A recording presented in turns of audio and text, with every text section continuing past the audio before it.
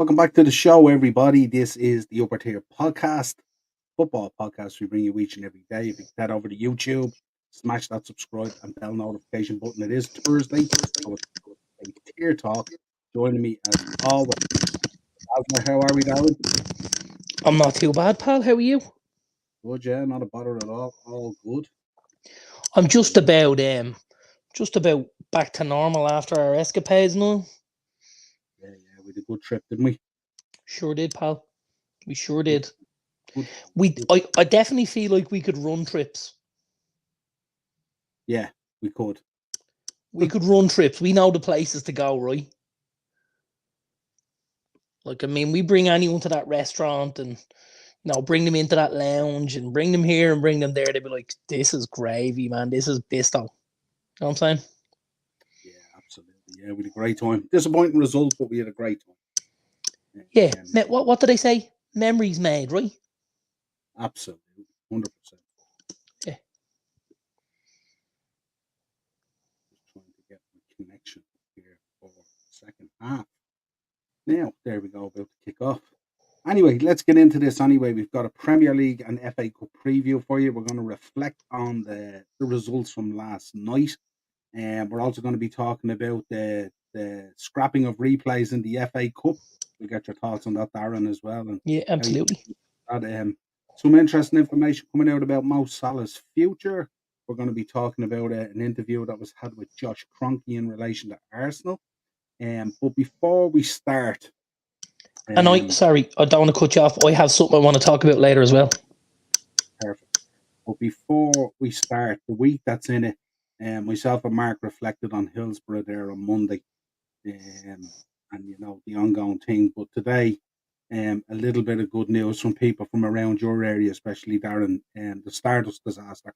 48 people lost their lives. Some of them in around your own location there, Darren. I'm sure there's people know what you feel about it and stuff like that. But they got a verdict today that gives them, I would say, a little bit of closure. But they've been fighting for so long for, I think it's 40 odd years now at this stage or whatever it is. They've been fighting for it. Very, very sad event. Thoughts? Yeah, just horrible for those people to have to obviously go through what they went through, and then for their families to have fought for so long for what they perceive as justice. It's very difficult to palate, it really is. But as you said, so obvious. It was so obvious. Yeah, and I mean, like, I suppose hindsight, things look different and stuff like that. But again, I think at times there can be so much done to try and cover up the truth, as opposed to just exposing it and holding our hands up very quickly and saying we got something wrong here. Because it won't bring people back, but you can certainly learn from mistakes and try not to to make the same mistakes in the future. And I think people have to do that, and associations and businesses and countries and governments and everything has to do that, depending on the time and stuff like that. And I think today was a good time for those people. Yeah, I think for me, what disappoints me about it at times is like, okay, 48 people lost their lives and we can't change that. That's happened. But it's when you're battling for so long to get justice for what happened, it's all those other lives that are dedicated to that live it day in, day out. And their lives are destroyed as well. So it's so much bigger than the 48. It could go into the thousands, really, of people that are connected and affected by it, just like Hillsborough. And very, very sad. But obviously a ruling today, and hopefully it brings I'm sure it won't bring full closure, but maybe a little bit of it. I'd say there's a lot of people took a big sigh of relief. Yeah. And said, it might have taken a long time, but we've got what we wanted, and people might rest a bit easier now. Yeah, it was interesting to hear the dynamic that some people cheered the verdict, and obviously some people sat in their seats in tears. So you can just imagine, yeah, absolutely horrific. Very emotional. Let's get into our OGs in the chat. Joanne is in. Hello, boys. How are you, Joanne? Hey, Joanne. I agree. Dib, Scouts on it. Barry's in. How are you, Baz? Good man. Hey, Baz, how are you, pal? Hedda needs to go. Joanne's on fire tonight. On fire. Awesome, Lee's in as well. What's the crack, Niall and Dazzler? All good. Just to let you know, folks, still 1-0 to Liverpool, 3-1 in aggregate to Atalanta. Hopefully, we have a big second half here. Joanne's in. We'll never forget all those poor people that lost their lives. Absolutely. Absolutely. Romy Kenobi is in. Sure, he's happy. I bet he is. To the semis. Big win last night in the penalties. Daz is in. What's the crack, Niall and Dazzler? All good, my friend. Hey, Daz, how are you, buddy? Big up, Romy Kenobi. At Daz Reynolds. Hey, Daz. Anyone seen a Man City treble? We're off and running. Manny's in. Top of the evening to you, gentlemen. Big up, Manny. Good to see you, my friend. I've been watching you today, Manny, on a number of different shows. And I love Manny brings his pronouns with him and all. It's great, Manny. I love that. Love that, Manny. Yeah. And the Willis. All right, lads. Darts and football on. What a night. Tell you in about an hour, Will. 100%. Joining in from Twitter. Love it, Manny. Love that. Thanks for joining us. Manny Hyatt. There you go. Excuse me. At Osmond, and hello to you. Tiernan Grogan's in. Big up, Tiernan. Evening, lads. Looking forward to a good show. Yeah, we're gonna. Good man, T. I'm Henry, just so you know. Big up, Henry. We knew Henry. We knew. Undercover.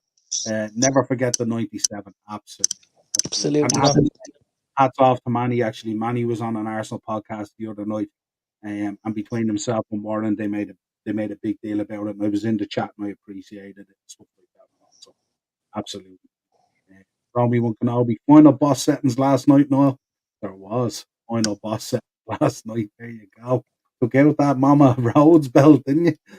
Man City, Chelsea 3. There we go. I think Chelsea are going to do it. Right. Let's begin. Right. We'll start with this. Luton versus Brentford.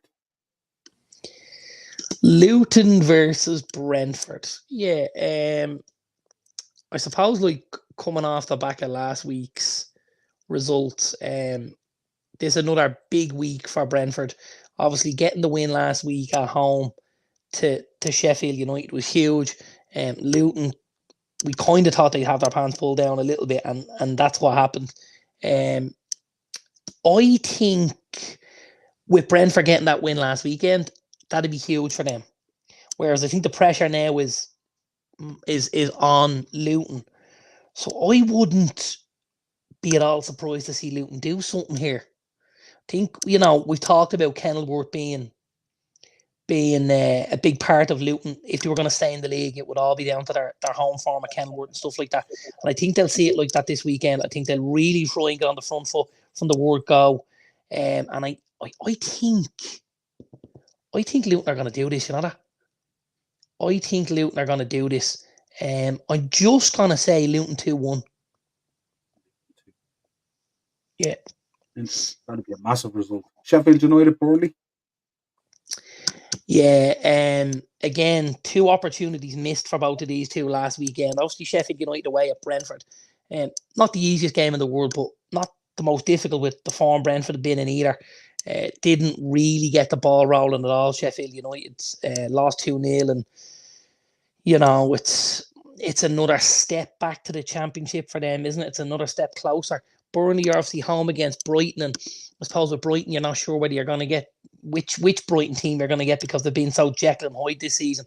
I think this weekend, though, this is a big 6-pointer for both of these games, for these teams. Who's the better side? I think Burnley are a better side, if I'm honest. I know, the table doesn't necessarily say that, but because they're obviously very close down there, but I think Burnley are a better footballing team. And I think this is where, if Burnley are going to stay in this league, and it's a big if, that they have to win the games against the teams around them.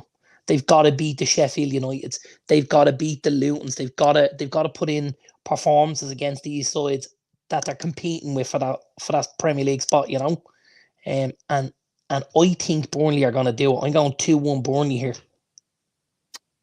I'm going to go the opposite because I'm not sure whether Burnley will fancy the physicality of Sheffield United. I think in terms of if it's pure football, I think Burnley definitely out football. But it'll be interesting to see what they be interested in. I think Sheffield could make this quite a physical game. Oh, I've no doubt it'll be very, very physical. You know, I think Sheffield United the most cards in the league this season, if I'm right, and so it will be very, very physical. But I just think Burnley have a lot of good footballers there, and while Sheffield United are trying to make the game very physical, I think Burnley could end up playing around them, and I think Burnley might nick this 2-1. Interesting. Wolves versus Arsenal. Big game for Arsenal.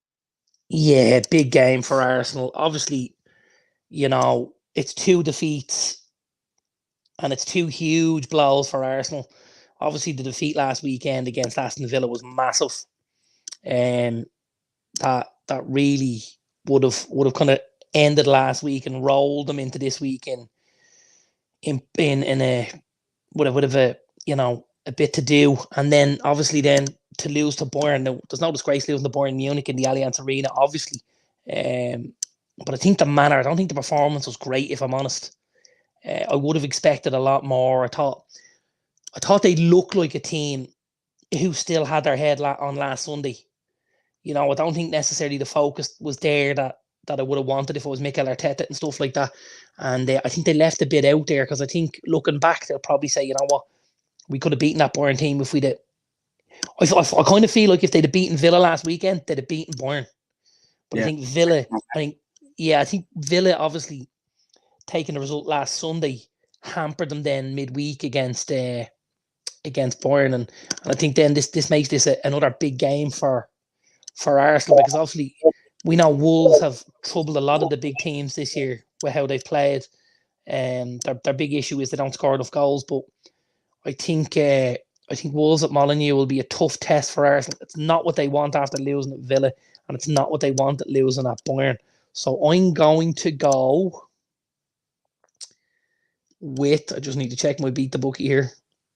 I'm going to go Wolves 2-1.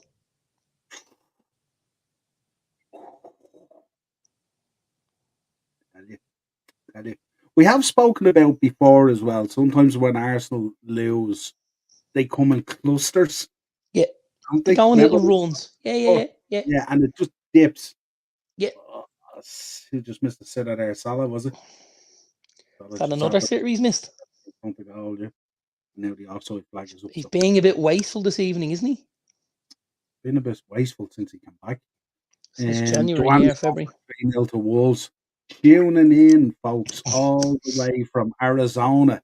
Niall, how are you, my friend? Good to see you. Villa. Sunny Arizona. What a place to live, by the way, Niall. Yeah. Noel's driving to work every day. As you know, the Red Mountains. Yeah. Sedona. That's his driving to work every day. Noel, if you're ever looking to do a house swap for a couple of weeks around, let me know, pal. We can arrange it. You can come to sunny Raheny for a couple of weeks and I'll head to sunny Arizona. We'll all be happy campers, pal, yeah? I could probably throw 2 Villa tickets on top just to sweeten the deal. Just saying. I can see Villa getting third spot. That's a call, isn't it? That would be huge. Yeah. I'm actually going for the 2-2 draw here because sadly I think our confidence will be shot, but hopefully it will be proved. Sorry, is Manny an Arsenal fan? Manny's a gunner, yeah. Manny's a gunner. Very good, Manny. Very good. Manny does be on Derek shows. He does be on Del Boy TV all the time. Very good. I agree with you, Daz. I think, well, I'm not sure it'll be Neto because I'm pretty sure he's still injured. But I do think it'll be Wolves. I do think it'll be Wolves 2-1. You know. FA Cup, Man City versus Chelsea. But before that, someone else has jumped into the chat. Big up, Coyle. How are you, my friend? Jesus. Hello, gentlemen. I told you it's time for Arteta to go. No messing about there. Straight in, Coyle, huh? Straight in and go for the throat, Coyle, huh? Yeah, I see. Coyle was on Derek's show the other night as well. He was on Dell's show the other night as well. It was great seeing him back as well. And was he also calling for Arteta's head there as well? he was on. He's been on for Arteta's head, I think, since he got the job. I think you're close enough, actually, if I'm honest. Yeah, absolutely. Kyle, I have one question for you. One question and one question only. Come the end of the season, if the Arsenal board decided Mikel Arteta had taken you guys as far as you could go, give me the one name. Who do you want to take charge of Arsenal and get them to step up to that next level? Who have we got, Kyle? I can answer that for you because he spoke You to me. can, or but do I you want won't. to let Kyle go and we'll see? But Let Kyle answer it all right.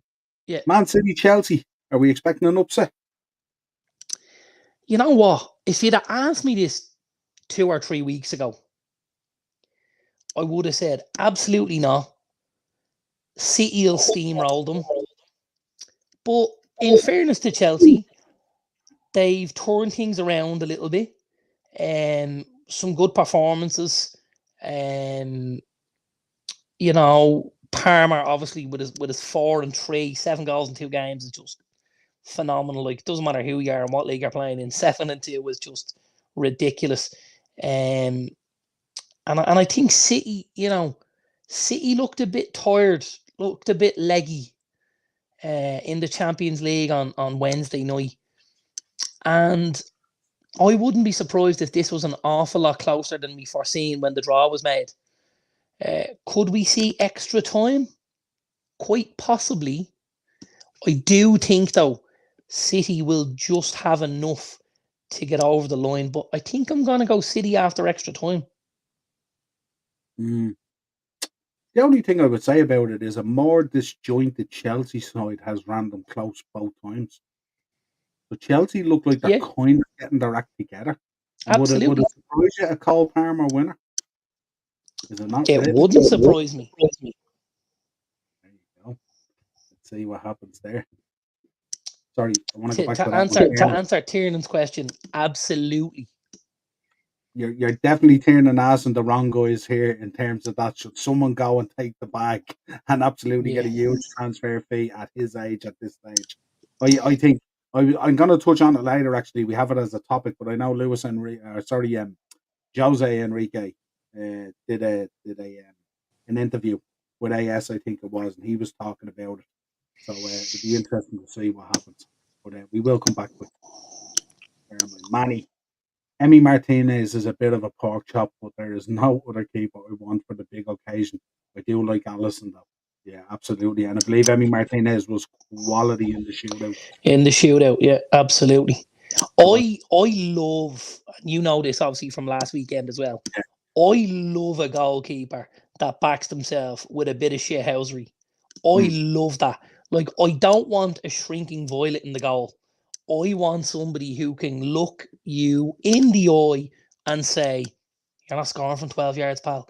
You're fucking shit, and so is your missus." And that's just, I just want that level of shithousery because for years, I've been able to talk guys out of, missing penalties or you get them so wound up during a game that every time the ball drops to them, they put it in Rowe's head. And I'm like, pal, I'm living in your head rent free. I love that. I absolutely love that, And that's the way keepers should be. 100%. Will we drop your highlight of the weekend? My highlight of the weekend. Speaking of shithousery and keepers. What was my highlight? By Dean Henderson? Dean Henderson giving it large to Mo Salah, remember? Yeah. And you were going, look at that. He doesn't want any of that. No, Salah wanted none of that. I know, absolutely none of that. Being called out by a guy like that. And again, keepers are generally quite physical guys. They're big. They're built a certain way. And people don't love guys like that getting in their face. It can, you've got to be very confident in your own ability to let that kind of go over your head and just say, "Don't worry, pal, I'll sort this in 5 minutes and we'll talk then." For a lot of people, they get quite wound up and you can really, really do some damage. Who you went with? Man City just getting over the line. I went with City after extra time. Would you believe? City after. Sunday, Everton versus Nottingham Forest. Yeah, I think this has I think this has a horrible game of football written all over it, if I'm honest with you. I don't necessarily see lots of goals. I think Everton, obviously other than the other night against Chelsea, have been, one of the top sides in the league, keeping things tight at the back. But I think obviously it'll be back to basics for them this weekend, and I wouldn't be surprised to see Everton just nick this 1-0. I think Forest obviously got a draw last weekend at home against Wolves. Everton obviously getting spanked, but I think Everton will turn up again this week. I think Dyche will be on them, and I think they'll be back to basics, and you'll see Tarkowski and Pickford have a couple of good games with the boy Brantwaite, and I think Everton are going to win this 1-0. Yeah. Palace versus West Ham. Yeah. I suppose like after last weekend, it's a tale of two sides there, because West Ham lost at home. Now, we did almost envisage it because we spoke about it last Thursday. West Ham were in action in Leverkusen last Thursday night, and we thought that there might be a little bit of a kickback from that, and there was. Fulham had the full week to prepare, fresh legs. Fulham ran them ragged, 2-0 on Sunday. Palace, though, were able to go to Anfield, and for me, we were obviously there, fully deserved their victory. And I thought some of their performances, some of the individual performances, but also, the tactical awareness of a lot of the guys under Glasner, I thought they looked very well structured. I thought their build-up play was good. I thought Michael Elise was just other level. I thought he was other level. Like, we don't generally see guys go to Anfield and put in performances like that. And he did leave Liverpool a merry dance at times, with his one touch and the way he held onto the ball and rolled. And he was extremely elusive, especially in that first half, So I think this is going to be a good game. But again, I think that for me, the deciding factor in this is Palace have had the whole week. West Ham have had to get ready for tonight with Leverkusen. It's 1-0 West Ham, so obviously things are going well. But if West Ham were to get another one, you could end up at a stage where West Ham are going into extra time, and then they've got a game on Sunday, which again, it's tough to do. Really is tough to do. So I'm going Palace here, and I'm going to go Palace 2-1. Because I think against another team last week, Palace could have scored a couple more, and I think they'll have enough to get at least 2 at the weekend, and they kept things pretty quiet at the back last week, so I'm going Palace 2-1 here. Yep, Coyle is back. He's going for Inzaghi or Zidane, or any of us three, because he has brought us as far as he can. There's no way, just throwing it out there, Coyle, and I don't want to upset you because we love you, pal. There is no fucking snowball's chance in hell that Zinedine Zidane takes the Arsenal job. Not happening. Or potentially any job in the Prem. Well, I don't know about any job in the Prem, but me personally, I don't think Zinedine Zidane would see Arsenal as a big enough opportunity for him. I think it would need to be much bigger, to sway him. And I mean that with all due respect. Yeah, interesting. Villa versus Bournemouth. Villa coming off a long evening tonight. Villa coming off a long evening, but also coming off a couple of highs. A great win last weekend, obviously away at Arsenal, and coming off, getting through to a European semi-final, which is huge for Aston Villa and Unai Emery. We know he knows how to play these knockout competitions. He's a master at it. His years of Sevilla did him no harm. I think this could be another one of those cases where we see a team who's been fresh all week get something out of this. I don't necessarily think Bournemouth will get the win, but I'm going to go for the draw. So I'm going to go Villa and Bournemouth 1-1. Interesting. Manny showed he's thinking Xavi who exits the Barcelona at the end of the season. I think that's a great shout, Manny. And I think it's something that Xavi would look at. I think if you offered Xavi Arsenal, after what he's dealt with in Barcelona, and what goes on behind the scenes and stuff like that, I think Arsenal would be a breath of fresh air for Xavi, and I think he would see that as a real opportunity. Coil back in. I'd also sell Saka over. Stop that, Coil. Stop that, Coil, will you? Don't say things like that. He is your best player by a fucking country mile. Not by a little bit. By a country mile. Although we did mention before, didn't we, on the show, that he may look to exit the building. Saka? Yeah, remember we spoke about it? No, well, we spoke about the fact that, if Salah does eventually leave Liverpool, it could be somewhere Liverpool looked was at Saka maybe to take that step. But where would you boys be without Saka, Coil? Come on now.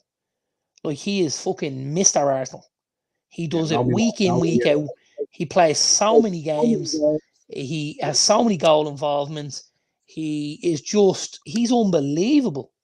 Absolutely unbelievable. He's the first player I would take out of Arsenal. If you offered me anyone from that squad, it's Bukayo Saka. He's fucking tops, the kid. Really is. Do you agree with the theory he plays too much?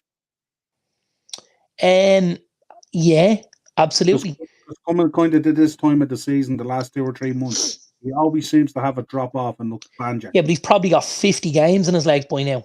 Because Mikel Arteta doesn't trust anybody else to do the job. And so many times Arsenal have had to look to this. And don't forget, he's a kid. Arsenal have had to look to this kid to say, have you anything in your hand? Have you a shovel to dig us out of this hole? And it's happened time and time again. He's a fabulous footballer. And I really like the kid. I think he's a great character as well. Really, really like him. Yeah, Romy won Kenobi. Lunan looked at Bernardo Silva last night like, the fuck was that pen? Absolutely. Remember, we were talking about it. Was we were so. Do you want to tell them what happened? So we were watching it. Yeah. And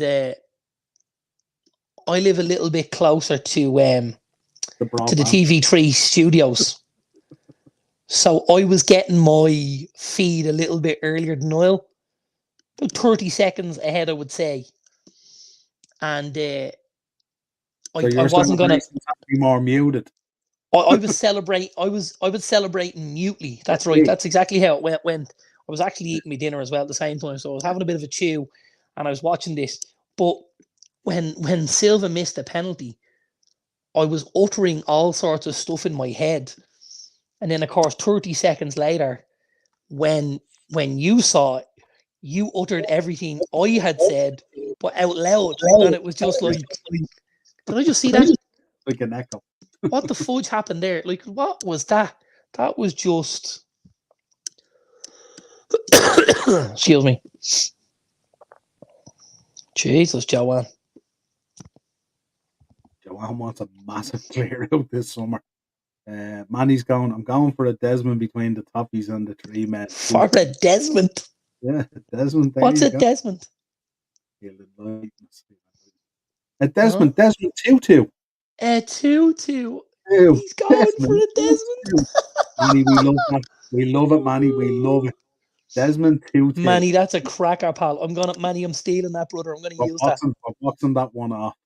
We are using that, Manny. Fulham versus Liverpool just now. 71 minutes gone. Still 1-0 to Liverpool. 3-1 to Atalanta. No, I wouldn't say all is lost at this stage. I mean, if you could nick one now, it's going to give a frantic last couple of minutes. Yeah, your boy Darren just came on there. Yeah, like the subs, I can't believe he's brought Salah off after 67 minutes now. I know, as you've said, he's missed quite a lot, but to take your guy off with 25 minutes plus added time and maybe extra time left on the pitch, that's huge. That says everything you need to know about where Mo Salah is at this stage. On Sunday, I was asking him to be hooked at 45 minutes. Oh, you were absolutely. But I mean, yeah, and I don't disagree with you. But what I'm saying is, it's still a huge show. I thought personally, Gasperini has played a bit of a blinder with some of what he left on the bench. You know, Yeah. like he set the side up to be quite defensive, to be able to absorb an awful lot of pressure. But he still has a couple of gems to come off the bench. Obviously, Pasalic and Luckman and Catalara and stuff like that. So he still has quite a bit from the bench if he needs to pull the trigger on them. So I thought that was really clever of him, rather than putting everything out there and then if you go a goal or two down, how do you change it? You know what I mean? Glasner to pick up a second successive win. Yeah, I think so, Manny. I think so too, pal. So Zidane wouldn't go to England if he was offered a free holiday. I think he might if he was offered possibly United or City. But I don't think he's going to England for Arsenal or Chelsea, put it that way. That's my viewing on it. Yeah, City, definitely. Anyway, definitely. I think so. Jawan's going for a 2-1 win to Liverpool against Fulham. I would be all over that, Jawan. To be honest with you, I could see quite a few changes on Sunday. I think Jota will start. I think probably Joe Gomez will start. Guys like this. But I don't think that'll be an easy game. Obviously, Fulham picking up their win last week away at West Ham. They've had another week to have fresh legs, to work on tactics, to work on set pieces. I think this could be another banana skin for Liverpool. And with that in mind, I'm going 1-1. And if it's 1-1 and you don't get 3 points on the Sunday, game over. It's over. It's pretty much game over as it is. Well, listen. Yeah, it's going to be a tough one. I think if you start dropping points on Sunday, I think you're in trouble. Yeah, Zidane is holding out for the French job. I'm not too sure about that. He's a fractured relationship with the French FA, hasn't he? He does, that's right. Last mess up, wasn't it, where he was supposed to be getting the extended Deschamps or something like that, wasn't it? Sorry, I'm just picking up something. Pal of mine brought me something home from America. And it's a Hershey's miniatures bag. So there's a couple of different kinds in it. Now, the two I like are the Mr. Good, which has peanuts in it, and then the crispy one, which has crispies in it. So just kind of have a little, just a little tipple while I'm yapping here, Niall. Salah and Diaz off, Jota and Nunes on. He just brought off Alexander-Arnold as well, and he brought Joe Gomez on as well. Tiernan's gone for 2-0 to the Villa against Bournemouth. Manny's gone, agree. Also, what's the guarantee that our fans won't abuse Zidane because he can't speak English? Zizou, we're a bunch of cowards.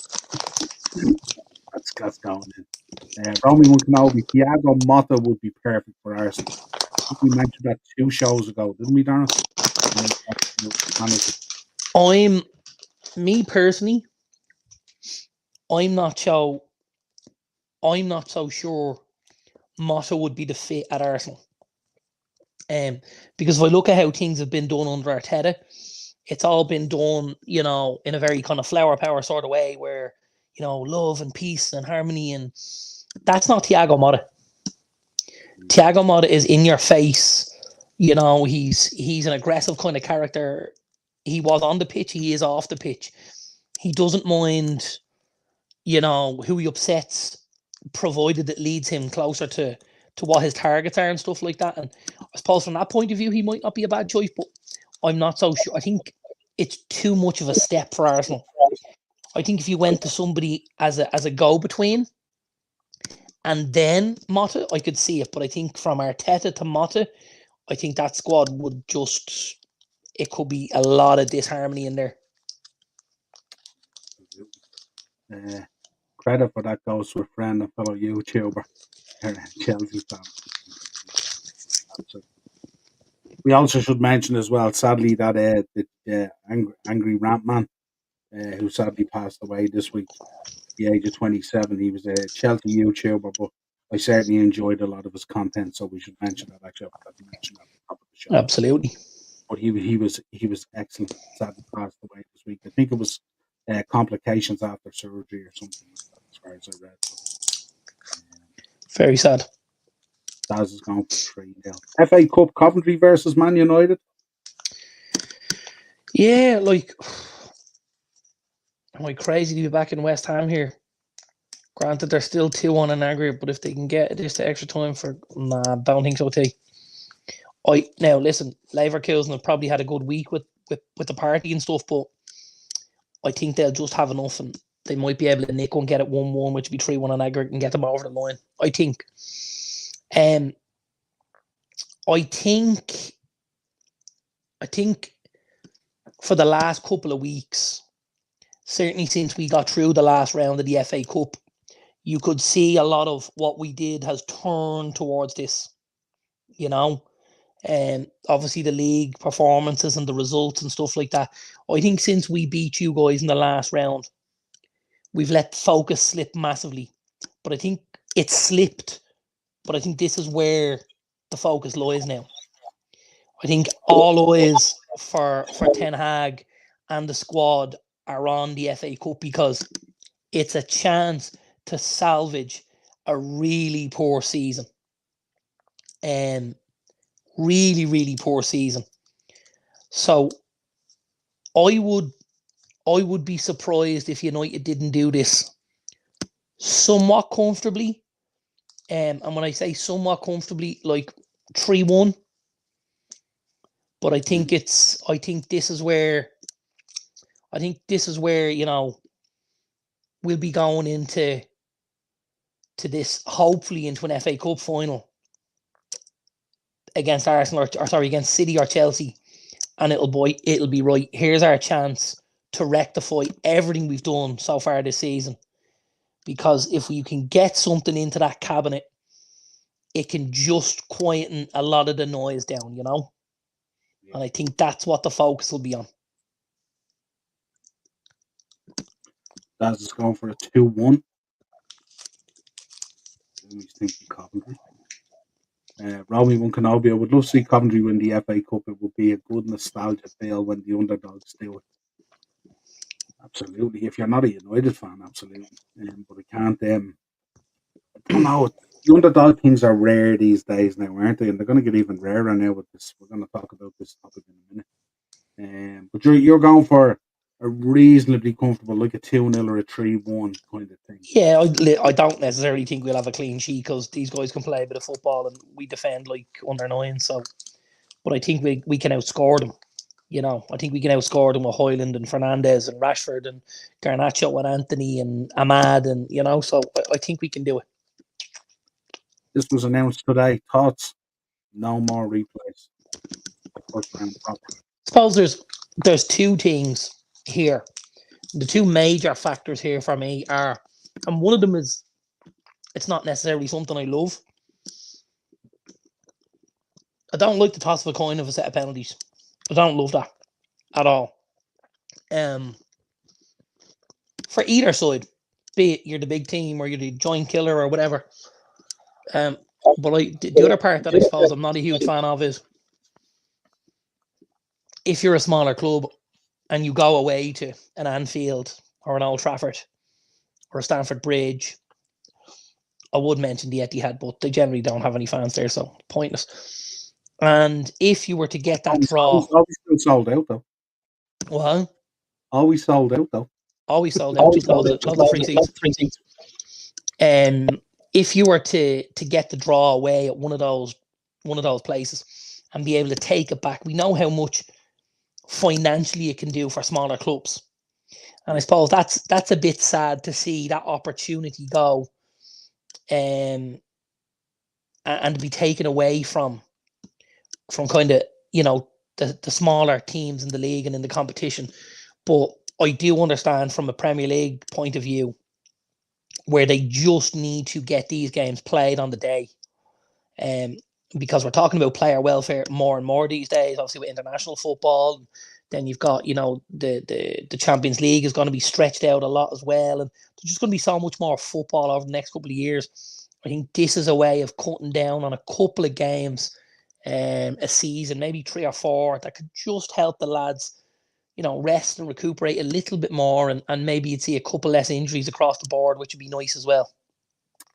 Are we saying when I read this today, like you, the first thing I thought about is when you see the draw and you know the way they have the cameras on those smaller teams from the smaller leagues, Yes.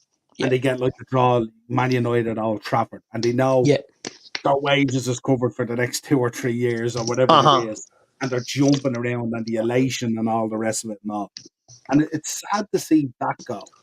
Well, But I mean, the other, that'll still happen. The problem will be if they get a draw at Old Trafford, they don't get to take them back somewhere else and have the joy of maybe because if you were going to Old Trafford and let's say you weren't able to get tickets for mm, your family.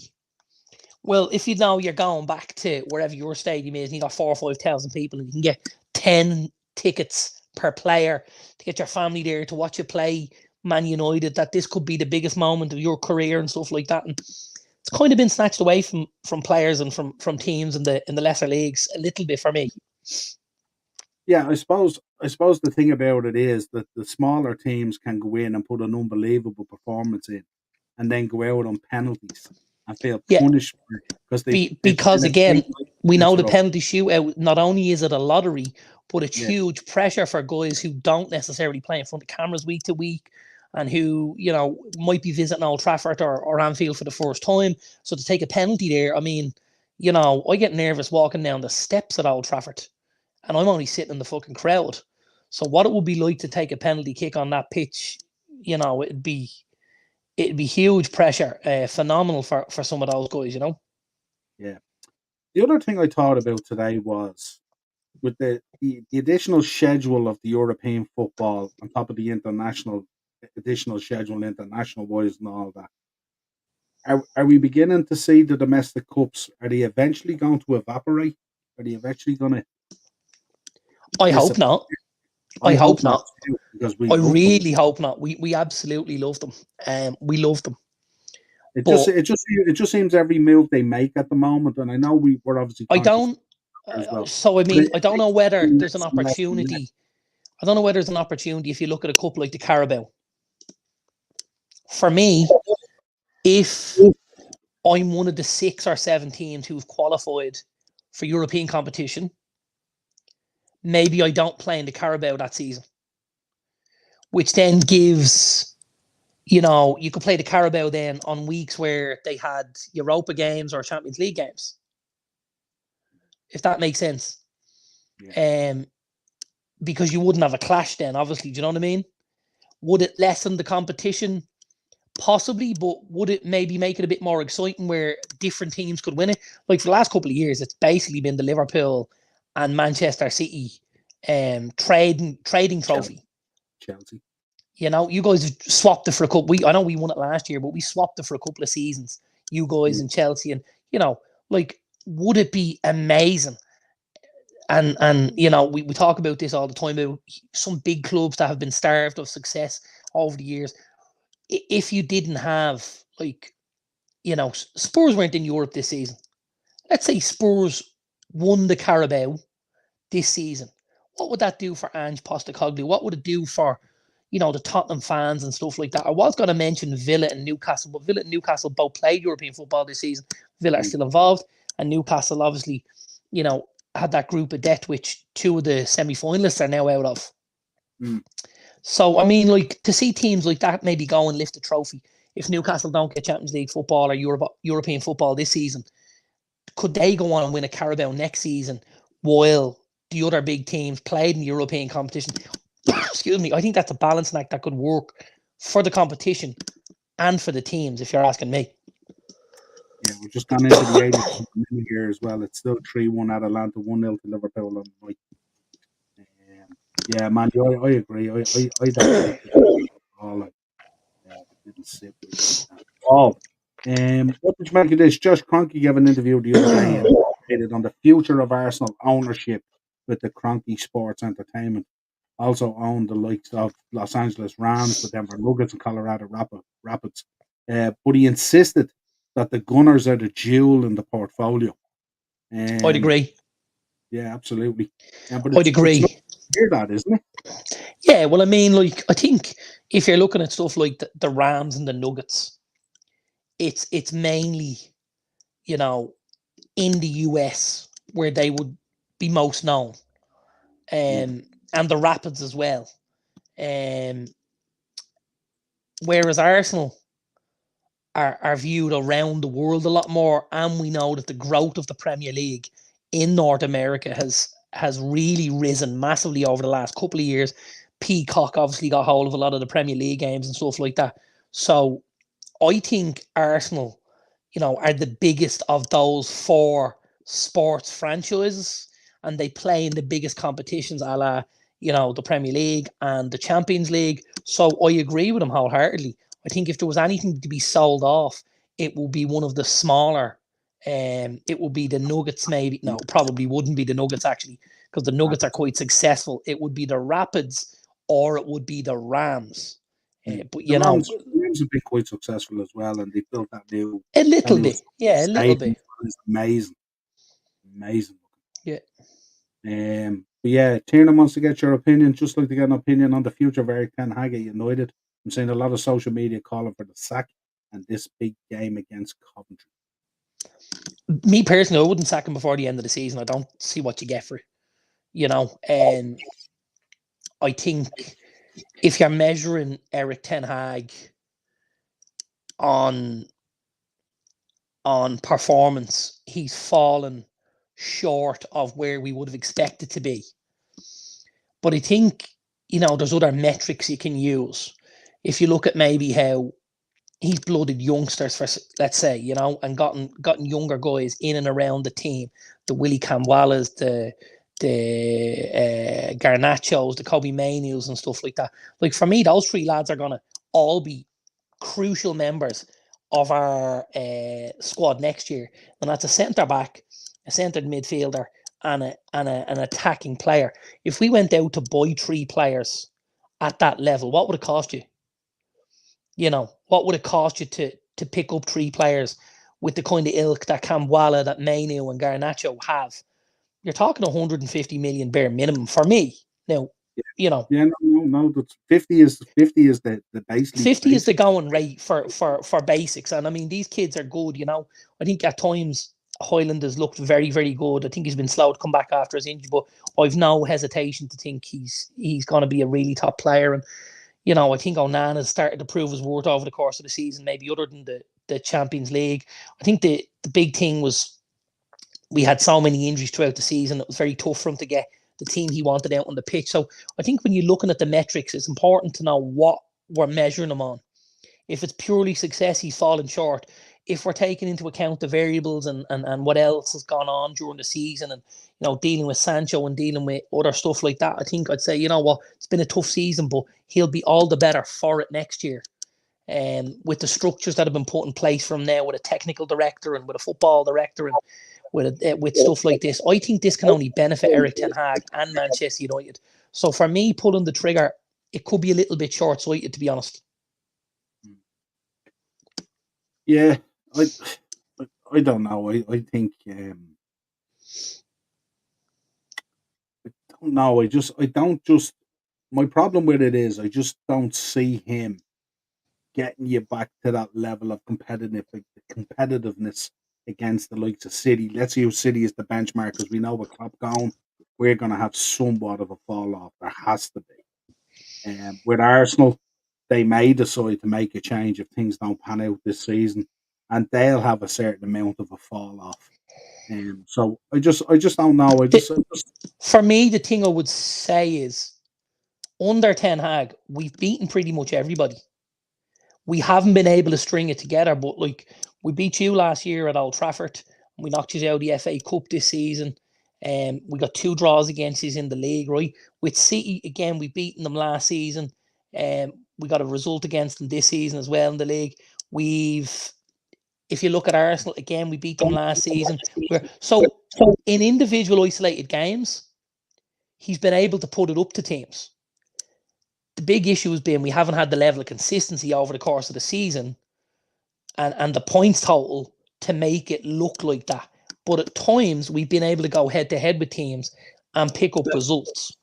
And again, I still think if he is able somehow, to get over Coventry, which I think they will, I think if he gets over Coventry, He's one game away from a trophy. And all of a sudden, you're 2 years in. He's picked up a Carabao. He's possibly picked up an FA Cup. You know, he knows there's more lads need to come outside the building, and there's more fresh faces that need to come in. But now all of a sudden, he actually has a hand with that. He has somebody to go, okay, we're not going to go to Ajax anymore. Let's not do that. Let's look somewhere else. Let's look under this stone and see what's there. Oh, look, there's a midfielder. So for me personally, I think I'd be giving him a little more time, a little more. I think with what's out there at the minute, I'd be giving him till Christmas. Yeah, I'd be giving him till Christmas if I'm honest. And I know a lot of United fans won't like the sound of that. I didn't see Jeff Jarrett starting a new promotion. I hadn't seen that actually. I shall take a look though. Acer Bayer Leverkusen equaliser 1-0. That's that then, isn't it? We did call that, didn't we? That's 3-1, I agree. Absolutely. Nailed that. Talking this, how do you feel about this? Jurgen Klopp was asked yesterday in the press conference about Mo Salah. He decided no comment. Sorry, the game in Atlanta has finished 1-0. It's over. Yeah, Atlanta 2, Liverpool out. Wow, 3-1 on aggregate. That's kind of disappointing to get an early goal as well, a nice penalty early goal, and to not build on it, is kind of frustrating. I would have thought when you guys got that early goal in the first 10 to 15 minutes, that was going to be game on. You'll nick another one prior to probably the 60th minute, and then you could probably get your third back before 90, get it to extra time and nick it, but it just wasn't to be by the sounds of what Liverpool missed in front of goal, unfortunately. Absolutely. Stephen's heartbroken. Unlucky Stephen. Yeah, and you know what, Stephen? You've a lot to be proud of with your club there. Obviously, they were Europa winners last season and stuff like that, conference winners, and they put another good run together. Was really impressive from West Ham again. Yeah, absolutely. And also talk today, regardless of how the season pans out, that David Moyes is going to be out of the building in the summer, which creates more problems as well because it's another club looking for a manager as well. I don't think the issue at West Ham is David Moyes. Neither do I. I think they're another club that stretched their squad threadbare, playing in too many competitions. Again, European competition hampered them massively. And I think if you gave David Moyes, till Christmas next year with the squad West Ham have, a couple of additions here and there, and one game a week, I think you'd see West Ham flourish. I really do. Absolutely. Looking forward to watching El Clasico and Milan Derby this weekend. Some great football on this weekend. What's your thoughts on this? My thoughts is I think a deal has already been done here. I think he's kind of checked out of the building at this stage, to be honest. I don't necessarily think the deal is done, but watching him last week, his head has been turned massively. Very uninterested, didn't he? Like extremely. And I spoke to you. Obviously, we were at the game, and I said to you at one point, we were right on top of it. We could see we were right on top of him. And I spoke to you at one stage, and I says, if this was one of the videos circulating of Marcus Rashford, with the not tracking and the not pressing the run and stuff like that, he'd be absolutely rinsed out. Rightly so, by the way. Yeah. But Salah's been very similar. Very, very similar. I think the thing that Salah gets away with, isolated last weekend, was crazy. And he gets away with it because of the goal involvements. Because the goal involvements is high enough that they don't kind of pick and scratch and look underneath the statistics of it. But I mean, regardless of his goal involvements last Sunday, his performance was dreadful. Like, it was absolutely dreadful. He no more wanted to be pressing that Crystal Palace back line than the man in the moon. He really didn't. It was so poor. Just didn't fancy it. So I think for me, I think Liverpool, I don't see Mo Salah being a Liverpool player next August. No, I don't think so. Well, knowing that there's only a year left on the deal, and knowing that this is their last opportunity to make hay while the sun shines, so to speak, and to get a transfer fee, he has to go. He absolutely has to go so that the manager can get a big personality like that out of the dressing room, and B can bump that bank balance to going in to try and mold and shape that squad the way he wants. Yeah, and it'll be sad to see him go. He's been phenomenal. I did look at, I don't know, now you're really going to be upset when I say this. I did look at an interview from Trent Alexander-Arnold this week on the overlap. Did you see any of this? I didn't see the interview. I heard about it all right. Yeah, so I watched some of this, and I was going through things in my head, you know. Now Gary Neville did the interview, and I'd say if you're Trent and you look back at it, you know, you can only be very complimentary with how Neville spoke about him and stuff like that, and about you know, how the interview went and stuff like that. But I definitely think after watching it, he too could have an eye somewhere. And we spoke last night on the way home about that Madrid team, remember? Look, here we go. Right, I could absolutely see that happening. He spoke to him about who's your best friends in football? And he said, oh, well, at club, it's Andy Robertson. It's Robbo. He said, at country, it's Jude. He said, we're really good pals. Now, I'm listening to this, and straight away I'm going, hold on a minute here. Jude's your best pal? Madrid have Danny Carvajal there. Really, really good right back, but absolutely coming to the end of his career. Would a Trent Alexander-Arnold be something Real Madrid would look at as a right back option? For me, absolutely, because we know they don't necessarily need them to be a defender. It would really help them if he could play much further up the pitch like that, the way Arnold does and the way he starts the attacks. And obviously, you know, we know how good he is from set piece and with the range of passing he has. I could just see it all start to unfold, and I was like, am I seeing this? Yeah, 100%, Romy. We talked about this. Carvajal has been brilliant, but he's definitely starting to wind down. And I could see Trent possibly heading towards Madrid with Bellingham having some part to play in it. Absolutely. It's going to be interesting. Because that would sound quite a shock. Yeah, and initially when I started kind of thinking it myself, I went, oh no, it's definitely not happening. And I kind of just thought a little more, yeah, look, because Alphonso Davies apparently is a done deal nearly for the opposite side. I mean, if you're going in with Alphonso Davies and Trent as your fullbacks, and you got Militao and Rudiger through the middle, and then you've got Bellingham and Valverde and Vinny and Rodrigo, and then you get yourself a striker, maybe a Kylian Mbappe, and like all of a sudden we're back to the Galacticos, aren't we? Imagine a summer of Davies, Trent, and Mbappe. And Davies is free, don't forget, because his deal is out. And Mbappe's free as well, right? Well, when you say free, well, you're not paying a transfer fee. It's free under Chelsea's FFP account. rules. Yeah. It's free under Chelsea's account. Not sure whether it's free. Does Trent Alexander not love Liverpool, though? He does love Liverpool. Would he walk out on them when they are in a tough transition? Not necessarily a tough transition. We'll have to see what way that goes. But it might be the ideal opportunity for him while you're in transition. Yeah. You know, because it also means he could possibly go to Spain, spend 3 or 4 years there, and come back, you know, and still have his name in shining lights, say, at Liverpool, and finish a certain way. Is coming in as well. That's right. Yeah, that's right. Yeah. They all quit.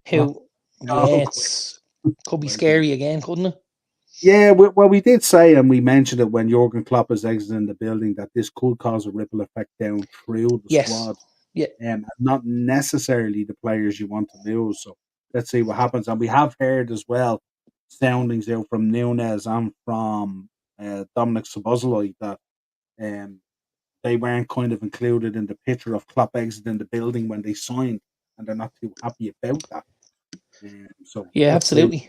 Well, you've I'm sure you've heard the interviews over the years about Robin van Persie at Man United and how Ferguson convinced him to come and win titles and blah blah. And they won the first title, and Ferguson exited the building, and Van Persie just said he sat there and went, "What's going on here? You told me to come, we'd win stuff together, and everything's changed, and now I'm left here." And it was. He said he found it extremely difficult. And if you're somebody who signed on in the last 18 months and you were sold a dream by Jurgen Klopp, well, all of a sudden when he leaves the building, that leaves a massive hole in that idea for you. Yeah, absolutely. On Robbo, I think so. I think if we do get Amarin in the door, I think Robbo would be one that could potentially leave as well. And I also think Costas might leave as well. I think we'll be going with a different idea. I think he might bring I think Costas will leave. I don't think Robbo will leave. I wouldn't be surprised. I wouldn't be surprised if they're going totally in a different direction. Ajax offered Ten Hag manager job in the summer. There you are, Jerry. No, that's not true. That's not true. That's you reading the Waterford Whispers again. Good man. At least the reading's coming on though, Jerry. Good man. Well done, good fella. Fair play to you. On his own website. Right, before we get into Beat the Bookie, quick reflection on last night. Give me your picks. Who's going to be the finalists? Well, I suppose the first thing we have to talk about is how we got every single result wrong. Yes. Like, hands up. I didn't see PSG coming back away in Barca. I didn't see Dortmund getting over the line against Atletico. I suppose the only one we thought might be a toss of a coin was the Bayern Arsenal game. So not a massive shock, but still I thought Arsenal would have had a better part to play. And I mean the big shock for me was Real. Like, I know it's hard to say Real beating City is a shock, but I think it is. I really do. Even if it's on penalties, I still think it's a shock. What do I see for the semis? I suppose I think PSG will do enough to get over the line over two legs, and I think Real will. So I think we're going for a PSG Real Champions League final in London. It's mad to think it, isn't it? Yeah. Now listen, do I think PSG can lift the trophy? I think it'd be a huge, huge shock if they did. I think when you get to this point in the competition and you're Real Madrid and you look around there, you're thinking, let's just add another one. Let's just get another one on that jersey, Wouldn't it be fitting? Wouldn't it be kind of written, kind of PSG win their first one? Kylian Mbappe scores the winner and then moves to Real Madrid the following week. It depends who you support, whether it's fitting or not. Could you see it happen? Absolutely. Of course you could. It's football. Anything can happen. But, could I see Real Madrid beating PSG in a final and the Real Madrid players having to pick Mbappe up off the turf and then call him over and say, come and join us. And then next season they're getting another one. And then you're getting the 12-month image of him sitting on the ground crying with the Real lads cheering around him. And 12 months later, he's amongst the Real lads who are jumping around and cheering and winning the trophy. So if that list we spoke about earlier happens, we may just hand them the trophy, may forget about it. Yeah, absolutely. No one's pushing them. Absolutely. Modric's final farewell, and Cruz, I think. Yeah, I think so. What players they beat? What players? I saw. I'm not sure if you saw this. It was. I think it's Dynamo Zagreb. I think the chairman of Dynamo Zagreb or the president bought a full page in one of the Spanish newspapers a few weeks ago. And it was an open invitation to Luka Modric to come home. It was fucking brilliant. I just thought, here's a team saying, come home, finish your journey with us. I think he started off there before he headed to Spurs. And then obviously he got his move to Real, and I think he's gone from strength to strength. Like, Luka Modric was an amazing footballer in the Premier League, but I don't think any of us thought he was going to go to Real Madrid and become what he did. I think a lot of us probably said, yeah, he's a good player, he'll do okay at Madrid, but I don't think anyone would have envisaged he got to the level that he did at Real, because he's been unbelievable. Like, just unbelievable. Yeah, man, Cruz. They've been Yeah. My shout is really the MLS or Saudi, I think. I like the romance of going home and stuff like that, but the bag normally outweighs it at that stage in your career. I don't think Luka Modric. No, I don't. I think we know enough about Luka Modric to know that he's not really going to play football just for the bag. I don't think so. Not just for the bag. The bag is that size. No, I don't think so. I think if you offer Luka Modric cash and Saudi over going home to Zagreb, I think he goes back to Zagreb all day long. Now the MLS is probably in between, because you could further football in North America, and you could also, get a little bit of the bag as well. So, we'll see. For your family as well. Try one of them, they're nice. Should be interesting. All right. So you're going with PSG, Real Madrid final. I'm going with PSG and Real Madrid. Yeah, absolutely, 100%. Ted was in there. Ted was talking about Bayern Dortmund final. Now, in saying that, by the way, just so everybody knows, we got all 4 wrong for the quarters. So maybe we're not the ones to be listening to this week, if we're honest. Absolutely. Right. Will we go with Beat the Bookie? We sure can. There was only 7 games this week. So obviously it left. Well, there's only 7 games between now and Monday, because obviously, if you're looking at the week in football, there's more games, but you're obviously going to touch on a lot of them with Mark on Monday night. Yeah. So with that in mind, there wasn't a whole lot to go on. So I've got 2 for you. Now, they're not huge, but every little helps and all that. Of a straight treble, I've gone for 3 home teams, and it pays 14-1. I've gone Luton, Everton, and Crystal Palace. 14-1, real simple. No results on both scores, nothing, just 14-1 for 3 home wins. That's Luton, Everton, and Crystal Palace. On the nose, as they say. On the nose. Tenner will get you 150 quid back. Wouldn't that be lovely? Pays for everything for the weekend. Everyone's a winner, baby. Romy, we're all feeling it. We're all feeling it. 15 Champions League.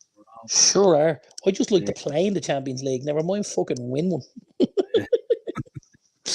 Jesus Christ. Listen, if they join all those players next season and move them in and stuff like that, everyone will be just participating, so it won't make a difference anyway. My second bet is a much, much bigger price, and it only has 2 legs in it. Okay. Yeah, so I've gone Crystal Palace and both to score at home versus West Ham. Yeah. And I've put them in a double with Wolves and both to score. And as a double, that pays 54-1. Yeah, that's not bad. Not bad at all. We're only looking for 2 results and 4 teams to score. We could be wrong. Arsenal could come out, rip them a new one after getting knocked out the other night. But as you said, the results kind of come in clumps and cycles, and they're either red hot or they're freezing cold. On Sunday, they were back against it. We all felt a bit silly in the car back to Holyhead a little bit. We sure did. Yeah. I did until I got that 20 bucks into me. But anyway. Yeah. You only got 14 into you, though. You left 6 behind, which I was quite disappointed in. Now, you did eat them later. I did eat them later, yeah, when we got off the boat at the other end. But, yeah. Yeah, Darren's a big fan of them as well. Big fan of Eze. Huge. I'm a big fan of Eze, but the scary thing is, as good as Eze is, he can't touch Michael Elise. Can't touch him. We witnessed that as well. We sure did. We sure did. Do you want to? I don't know whether you did this or not, but do you want to tell them about your shining lights from last Sunday? Because there was 2 men in particular, other than Elise and Eze. There was 2 men in the centre of that midfield that did a smashing job for Crystal Palace. Hughes and Wharton were Very, very good. The Hollywood Blondes. The Hollywood Blondes. The thing for me is Wharton has only just come into the league. Wharton was a £12 million signing from Blackburn Rovers in January. Now we're in April, and he already went to Anfield and looked like he'd been playing in that league a long time and put a great shift in. Great shift.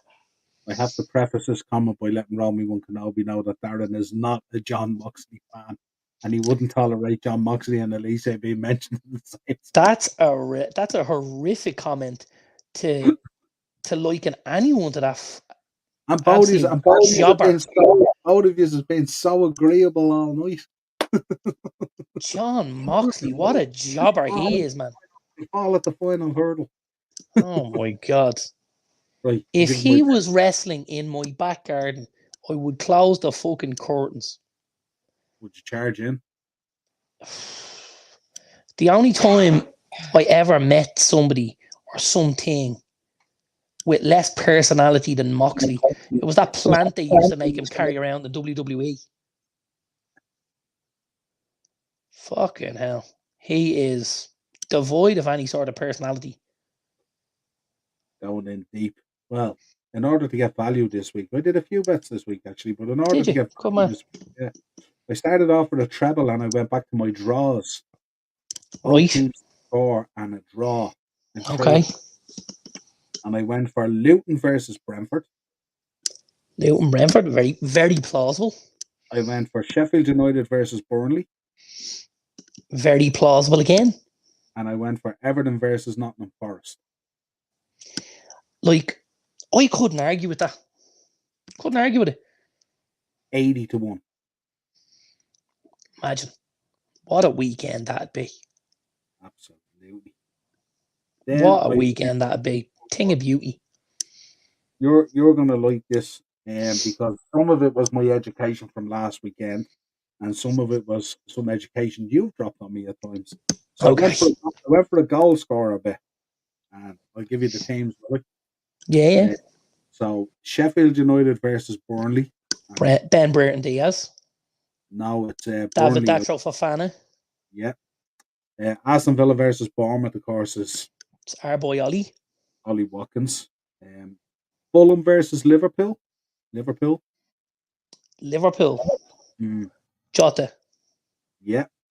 And I rounded it out with Crystal Palace versus West Ham. Crystal Palace, a man I was very impressed with last weekend. Jean-Philippe Mateta. Absolutely. And the four of those gives you 42-1. Anytime score. Very nice. Hey, do you know what? Looking across that Palace team last week, there was very few who we didn't look at. Like, Mateta was superb. Henderson, superb. Olise and Eze, excellent. The two boys in the centre midfield, very good. You're up to 6 players. And the lad, Jefferson Lerma, who was playing out of position at centre back, had a great game. And the boy Anderson as well had another smashing game. So, like, all of a sudden, you've only 2 or 3 players left, and they all put it in. It was really impressive. Now, I did a result about the score for the FA Cup, and it was kind of a fun one because I kind of did this with my heart. When you say it was a fun one, that means you went for Chelsea and Coventry, both results and both teams to score, right? I did, and you know why I did it? And it's not because of my relationship with Man United or anything like that. I did it because of the treble that we read on the way down to Holyhead from last weekend. Yeah, absolutely. So there might be something in that, but that pays 54-1. That pays 54, and the one I gave you earlier played 54. Was about to score as well. Which one's more plausible? Palace and Wolves or Chelsea and Coventry? Well, if you park Chelsea, it's probably if you're looking at Wolves versus Arsenal and Coventry versus United. Wolves would be a bigger shock, or Coventry would be a bigger shock than Wolves winning. Absolutely. And even in the other game, like Chelsea would be a bigger shock turning over City than Palace would turning over West Ham.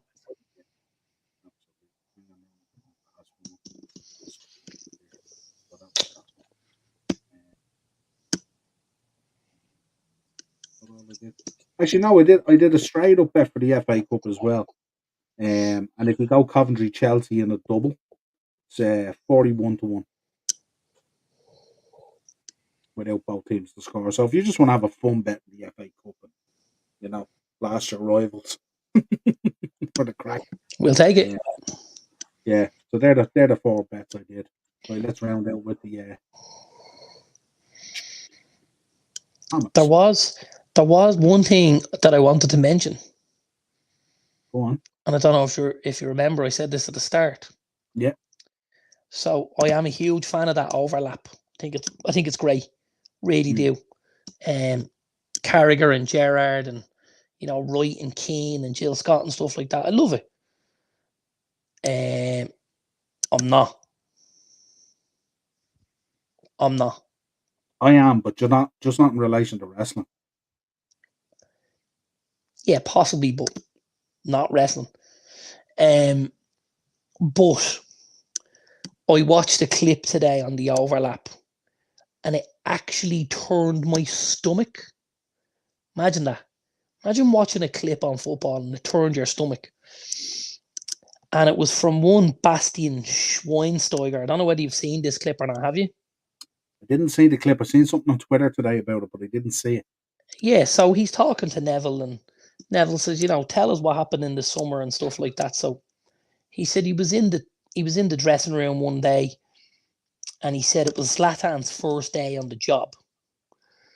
And he said he saw Zlatan in the dressing room, and he's like, yes, now we've got a guy with a bit of vision who can drive us forward. He says this will be great for us as a team. And before this, he'd spoken about his love for United and how United was the only team he was going to leave Bayern Munich for. And Louis van Gaal called him and said, listen, I'm in charge. I'd like you to come, and bloody blah, and sold it to him. And he said, you know what? I'll come. So he said he trained Zlatan this particular day, and he said he went home. The next day he came in. It was his birthday. He walked into the facility and he was met by one John Murta. And John Murta met him and said, Bastian, unfortunately, you're not allowed into the change room. And he said, but why not? And he said, the manager doesn't want you there. And he said, okay. He said, so where do I go? He said, well, you'll have to go with one of the underage teams. So he brought him down the corridor and he was ushered into a changing room with the under 16s.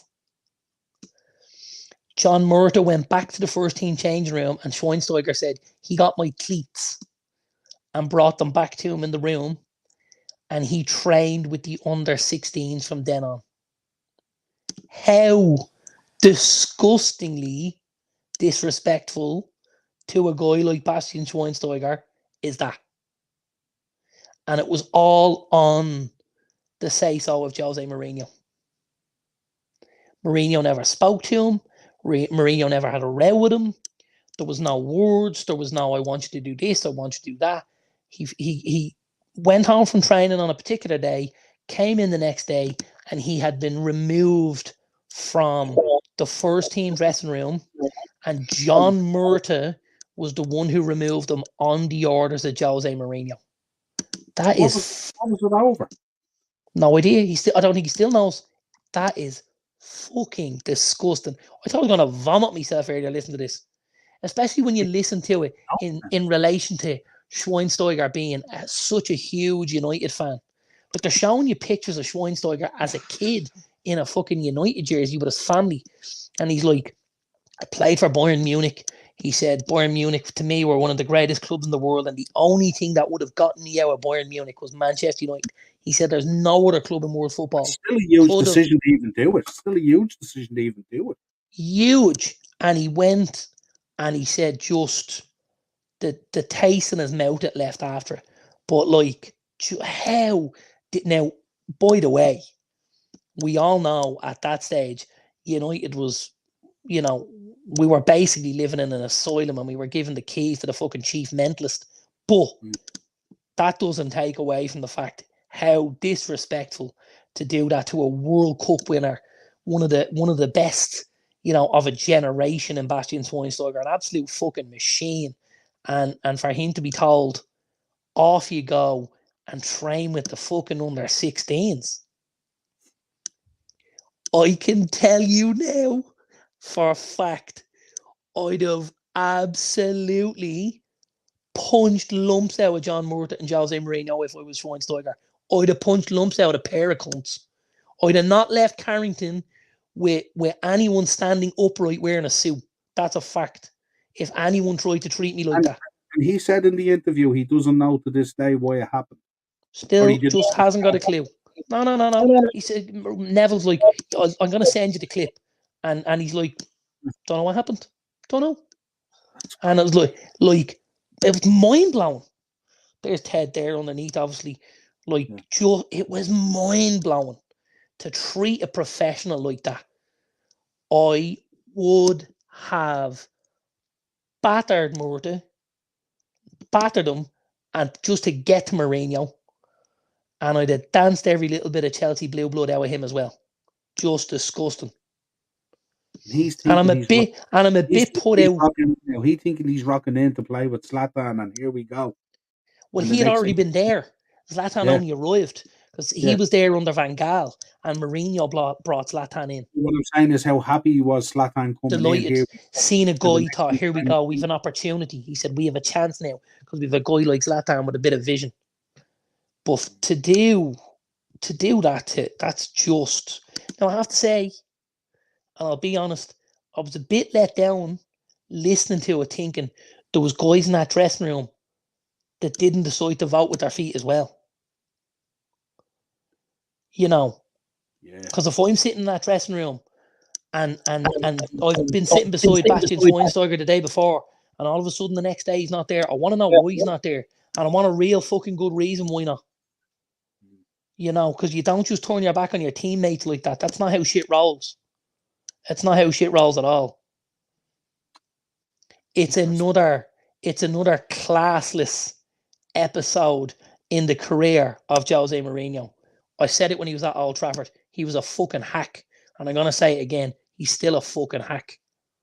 Him and his archaic fucking tactics. You wouldn't win a game of shuffleboard, you fucking hack. I'm intrigued to find out what happened. I'm not, because I can just peg it on Mourinho, because I already thought he was a swine anyway, so I'm happy out. It's another black mark against Jose's name. That's it. Well, until next time, folks, another great show. Thanks for joining us as always. I will be back tomorrow. I have a recorded show going out, a review of Dark Side of the Ring, Gentleman Chris Adams. And I'll also be doing a preview for the Fulham game at some stage as well. So until then, folks, enjoy the rest of your week. I was thinking of heading to the cottage to see if I could rub off on them again, but wait and hang on. Do you know the only reason I didn't do it? Go on. Because I wouldn't want to see that fucking other hack Tony Khan win at him. There you go. Four players. If I had been another club, I might have, but not for Khan and you know. You want to guess his players? Want to guess his players? Luton, Brentford. I reckon he's gone Carlton Morris. Sheffield United, Burnley. He could be gone for Fana, but he's possibly gone Ben Brereton Diaz. Wolves, he's definitely gone Cunha. And Villa, Bournemouth, he's gone Solanke. What have you got? Let us know, Ted. What have you got, Tedward? You'll have to be quick. TikTok. And not the Chinese one that's taking all the information from your phone, by the way. 0 from 4 you got. Jesus, Ted. There you go. So let us know who they are, Ted, and then we can scoot off and get a couple. Sign off. Have you got the bins done, Niall? That's important. I have the bins done. He went with Tony, Odegaard, and Downey and Watkins. Mm-hmm. Keep the tenner in your pocket, Ted. Mm-hmm. Sorry, go back on that one. What's that? What did I say? Jericho versus Hook for the championship, and Tans special referee. Taz, not Tans, I assume. For the FTW championship, yeah, absolutely. Taz, I'd imagine, yeah, absolutely. Right, folks, until next time, enjoy the rest of your evening and the weekend. We'll talk to you again real soon. Make sure you're liking the video on the way out, subscribe, hit the bell notification, all that good stuff. We'll talk to you again real soon. Cheers, folks. Cheers, Basler. Thanks, pal.